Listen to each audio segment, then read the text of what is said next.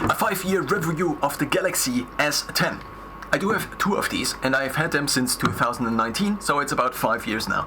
Almost 5 years, more like 4.5 years. So, first of all, I will discuss the device, second of all, the cameras, and then maybe also the usage, maybe potential other side effects. So first of all, the device itself is still working kind of properly, but it is getting slower and slower. I think it is mostly due to me having more apps on there, but also maybe, I don't know, maybe the apps take more space, maybe there are other factors involved.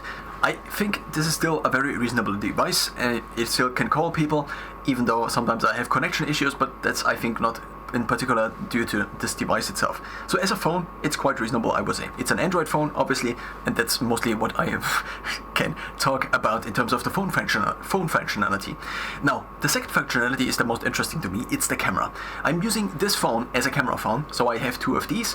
Actually, not as a result of kind of an intentional purchase, but one of these phones has a USB adapter, not adapter, but connector that is kind of defective because I used to work as a bike courier, and then I had constantly a battery pack connected to it, and then it screwed up the connector. So I am now using the secondary phone. So I didn't get rid of the secondary phone because, well, it would have been kind of a financial decision that would not have been that responsible to get rid of it if I could still somewhat use it as a normal phone, and having the connector replaced would have also been maybe not something that was very useful. I also now recently had the batteries replaced. This cost me around 80 euros for each device. I actually had it replaced at a local hardware supply store instead of sending it in to Samsung. I did try this multiple times, but the main problem is that you need to completely reset your phone.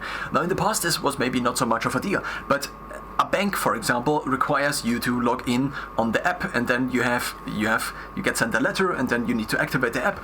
And so if you have 10 or 25 of these processes, and then you have like 25 apps which are stored which basically have no data backup, or which you cannot really transfer to the new device, and even if there are apps like Samsung Smart Switch, which would potentially allow you to switch from one Samsung phone to another Samsung phone, but also from other phones to Samsung, then sometimes it works, and sometimes it gets like maybe 30 of the accounts you have installed on there or logged in on there, it doesn't get them. So now the camera.